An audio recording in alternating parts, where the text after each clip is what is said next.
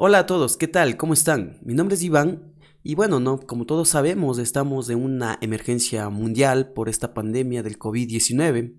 Así que, por favor, a mis suscriptores les digo, quedémonos en casa, protejamos a nuestra familia, cuidémonos mucho para poder luego poder seguir con nuestras actividades normalmente, ¿sí? Esperemos que esto se pueda ya controlar próximamente en nuestros países y todo vuelva a la normalidad. Pero ya que estamos en casa, debemos seguir aprendiendo, ¿verdad? Para luego poderlo aplicar ya en nuestras diferentes áreas. Así que vamos a ver en este caso, vamos a ver una parte muy importante que es el cálculo o la selección de materiales, ¿no? Para la instalación de motores eléctricos trifásicos, en este caso pueden ser de inducción, ya en arranque directo. Es muy importante saber dimensionar, ¿verdad? Por ejemplo, saber dimensionar las protecciones, los conductores para que nuestras instalaciones duren y obviamente puedan funcionar normalmente sin ningún problema. Vamos a ver, por ejemplo, vamos a dejar un ejemplo práctico que dice que se indicará la forma correcta de selección de materiales para la instalación de un motor trifásico, como indicamos al inicio, en arranque directo. En primer lugar tenemos nuestro motor que lo asignan aquí como M1. Una potencia va a tener de 3.6 HP, es decir, está expresado en caballos de potencia. Va a trabajar con un voltaje de 220 voltios alternos, obviamente. Va a tener una eficiencia del 80%. ¿Por qué no tiene un motor 100%? A ver, porque obviamente va a haber pérdidas, ¿sí? Va a haber calor generado en los bobinados, va a haber pérdidas de movimiento en los cojinetes o rodamientos. Entonces nunca un motor va a llegar a una eficiencia de 100. Siempre va a estar por los 80, 70... 85, etcétera, dependiendo de la calidad de materiales del motor, la marca, etcétera. Y vamos a tener igual un factor de potencia de 0.8. Esto es igual un factor que lo viene dado en la placa, ¿verdad? Es lo que indica es que es un dato que indica como capacidad que tiene la carga, en este caso el motor eléctrico, de aprovechar la potencia activa. Porque al momento de que ya hay bobinados, ya entonces se genera potencia activa, reactiva y aparente. Entonces la potencia activa se va únicamente, por ejemplo, cuando son circuitos puramente resistivos, ahí es 1, pero cuando hay bobinas, en este caso un motor eléctrico es un bobinado, va, por ejemplo, aquí lo da como 0.8. El tipo de arranque va a ser directo y la distancia del tablero de control a nuestro motor va a ser de 35 metros. Entonces aquí lo hace como un diagramita, ¿verdad? Para especificarnos, tengo mi tablero de control, va a estar puesta a tierra, va a trabajar a 220 voltios alternos a una frecuencia de 60 Hz, como decíamos, una distancia de 35 metros y va a tener 4 cables, es decir, 3 que alimentan y uno de tierra de protección. Y aquí están nuestros datos, ¿no? 3.6 HP con una velocidad de 1730 RPM. Aquí da otros datos igual que se recomienda usar conductores tipo THW, PVC-CAP en tubo, ¿no? Y la temperatura máxima va a ser de 36 grados. Va a trabajar un ambiente moderado y va a trabajar también a una altura sobre el nivel del mar de 380 metros. En primer lugar, ¿qué vamos a hacer? Vamos a calcular la corriente nominal del motor, vamos a seleccionar el magneto térmico, nuestro contactor y vamos a seleccionar obviamente la parte del conductor. Esto es muy pero muy importante y vamos a ver cómo lo vamos a hacer. En primer lugar, como decía, vamos a calcular la corriente nominal. O por lo general viene ya especificado en los datos de placa nuestra corriente nominal. Es decir, esta corriente indica nuestro motor a plena carga. Es decir, nuestro motor conectado y a su carga, se puede ser una banda transportadora, puede ser un elevador, una trituradora, una mezcladora, etcétera. Lo que haga nuestro motor, pero acoplado ya a su carga mecánica. ¿Por qué? Porque si nuestro motor está prácticamente vacío, la I nominal de vacío por lo general, la I de vacío por lo general es la I nominal, pero para 3. Es decir, una tercera parte cuando nuestro motor está completamente vacío, es decir, solo está venciendo su propia inercia, pero no mueve nada más, entonces ahí es mucho más baja. La I debe darse o debe calcularse la I nominal para el cálculo de protecciones, cálculo de conductores. ¿Cómo es lo que hace? Calcula mediante la ley de potencia, ¿verdad? Que la potencia que me indica que es voltaje por corriente, pero esto sería para circuitos DC. Para circuito AC, ¿cómo se indica la potencia? La potencia va a ser igual a raíz de 3 por el voltaje, por la I nominal, por, en este caso puede ser el cos phi, en este caso el factor de potencia 0.8 y la eficiencia. Por eso es que al momento de despejar, y esta potencia debe estar en vatios, expresada en vatios. Por eso al momento de despejar la I nominal, ¿qué me dice? En primer lugar transforma, ¿no? Los HPs a vatios. que indica que un HP es igual a 746 vatios. Por eso es que multiplica 3.6 HPs por 746 y aquí tengo expresado ya en vatios. Y divide para raíz de 3 por el voltaje, por el factor de potencia y por la eficiencia. Entonces nos da una corriente nominal de 11 amperios, que esta, si tuviera en la placa, debería coincidir con esa corriente. Tengo en primer lugar esto, y a partir de esto, ¿qué hago? Vamos a gestionar el magnetotérmico o el disyuntor. Entonces, ¿cómo se hace? Dice que la corriente de nuestro magnetotérmico, de nuestro disyuntor ID, debe ser mayor o igual a la corriente nominal, es decir, mayor o igual a 11 amperios. ¿Ya? Entonces yo debo buscar, según el catálogo de mi fabricante, qué corriente me soportaría o qué corriente es necesaria para un magnetotérmico.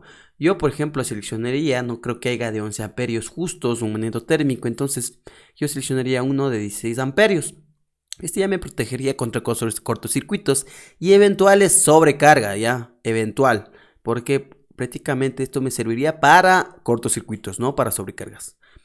Y vamos a seleccionar nuestro contactor. Asimismo, prácticamente casi hace lo mismo, ¿verdad? Que la corriente del contactor, de los contactos de potencia, debe ser mayor o igual que la corriente nominal del motor, ¿sí? Es decir, a 11 amperios. Entonces aquí nos indica, ¿no?, que elegimos un contactor de 12 amperios, puede ser más, inclusive 15, 20 amperios, pero obviamente dependiendo, ¿no?, de que esté en los rangos, pero puede ser igual o más. De 12 amperios, vamos a trabajar con una bobina de 220 voltios a una frecuencia de 60 Hz. También eso depende de mi circuito de control, es decir, si es de 24 AC, 24 DC, entonces de ahí depende este voltaje. Y un contacto auxiliar normalmente abierto, también esto obviamente depende de mi circuito de control. Entonces, ¿qué hago? Yo ya tengo mi magnetotérmico, que puede ser mayor o igual a 11 amperios, igual mi contactor, en este caso lo tradujo a 12 amperios. Ahora, muy importante la protección de nuestro motor, es decir, vamos a protegerlo dependiendo, yo puedo utilizar un guardamotor o un relé diferencial. Aquí vamos a utilizar un relé térmico diferencial. Entonces, ¿qué es lo que dice? Obviamente también se repite, ¿no?, que va a utilizar la corriente nominal como base para poder dimensionar. Dice que siempre que sea posible, esta corriente debe estar ubicada en el punto medio de la amplitud comprendida entre el índice máximo y mínimo. Es decir, si yo tengo mi nominal, esta va a ser intermedio, ¿verdad? Entonces puede haber máximo y mínimo. ¿Por qué tengo estos datos? Para calcular mi guarda o mi relé térmico que viene con regulación.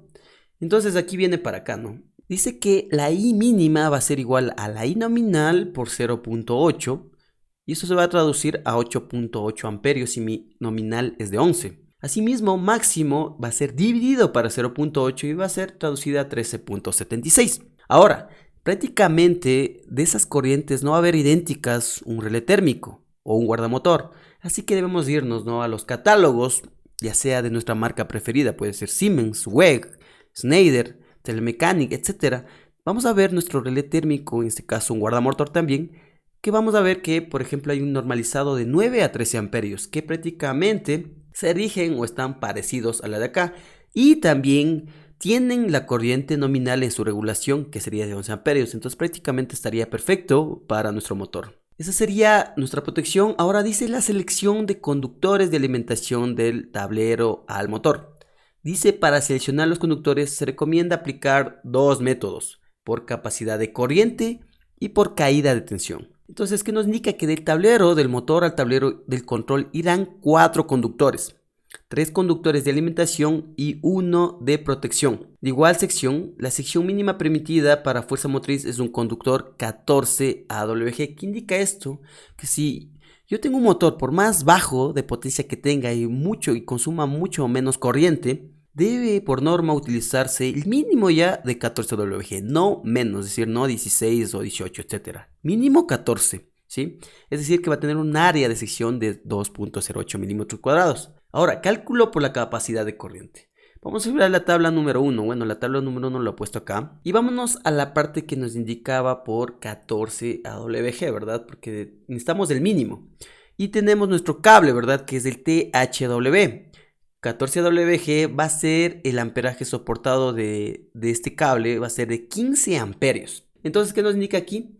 Bueno, según la tabla va a tener aquí está mal, debe ser 15 amperios, 14 AWG. Viendo las tablas comparativas, bastantes tablas que verifiqué, no coincide. Siempre un 14 AWG tiene una corriente nominal de 15 amperios.